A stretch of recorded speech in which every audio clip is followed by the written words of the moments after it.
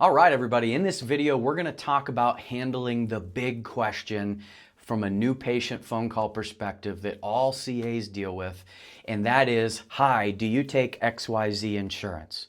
And maybe you're a practice that is taking insurances and you're looking to transition out of insurance into an all cash scenario, and you're in that kind of sweet spot where you're still doing some insurances but you're transitioning out, and somebody calls and they ask if you take an insurance that you're no longer a part of and you know that you're not in network with. Or maybe you're part of an insurance type practice and somebody calls and you know that this insurance somebody's calling for, you just simply are not in network and you don't take. So we need to focus and train as doctors and as CAs how to handle that objection, because it's a big one. It's the biggest one that you'll get from a new patient phone call perspective. So the first thing that we need to understand is that when a patient calls your office for the first time as a new patient, they're in a state of fight or flight. Okay? Think about it from your perspective. Anytime you've ever called and made an appointment anywhere, you're nervous, you're stressed. Not to mention that the person calling you is sick, they're struggling, or their kid or their family member that they're calling in reference to is struggling. So they're stressed.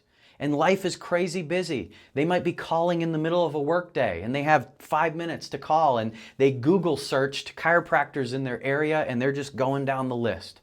And what they're going to ask when they call is they have this insurance card that says, hey, we are trained to say, hey, I'm going to call and see if they accept this insurance.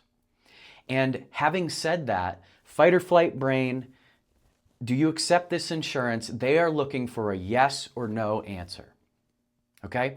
They're busy, they don't got time, they just want to hear yes or no. Do you take this insurance? So we have to be very careful in answering that phone call to not say the word no. Okay? Now we're not going to lie to them, but if the first word that they hear when they call and say, hi, do you take XYZ insurance? You say, no, sorry, we're not in network. They're gone and they're moving on to the next person on that Google search. So we have to understand that going in. Put ourselves in their shoes. So the first thing that we need to do to disarm them from that fight or flight brain is we need to pump the brakes, we need to slow down, take a breath, and we need to simply do one thing. Okay? It's very simple, but we're going to ask them their name. It has been psychologically proven that when we hear our own name, it calms our brain. It disarms us. It takes us from a state of fight or flight into a state of rest and digest. And that's the first step. We got to disarm things. Okay? So what that's going to look like is they call, ring, ring. Hi, do you take XYZ insurance? That's a great question. Could I start by getting your name so I know who I'm talking to? Well, my name's Joe Smith. Okay, Joe Smith. Well, we are so glad that you called our office and we're so excited to help you. That's it. Step one, right? See how we just kind of pumped the brakes, we slowed the conversation down, we got their name, and now we're moving forward. Okay? So when you practice that, another thing as we go through these videos is you want to work on your tone. It's not just the words that you say, it's how you say them, it's your delivery. So we can't just jumble all the words in a monotone answer. Hi, do you take XYZ insurance? Could I get your name, please? Okay, great, thank you. You know, that's not the same as, that's a great question. Before I answer that, could I start by getting your name, please? Completely same answer, just a more impactful delivery. Okay, so now we're just going to move into phase two, which is answer their question. We started with the first part, which is disarming the fight or flight brain, where we're going to simply ask them their name, tell them how excited we are that they called our office. And then the next part, to answer their question, we're just going to tell them the truth. And the truth is that all of you guys watching this video, your practices, you guys have patients that have whatever that insurance is that you're not in network with, but patients still come to your office and they pay you cash, not because they want to, but because they get great results and they like and they trust you. So we're just simply going to respond with not a no, but ... answer. We don't want to say, well, no, we're not in network with your insurance company. However, blah, blah, blah, blah, blah. We don't want to say that. We're going to answer with a affirming answer. We're going to say, we have a ton of patients in our office that have XYZ insurance just like you do.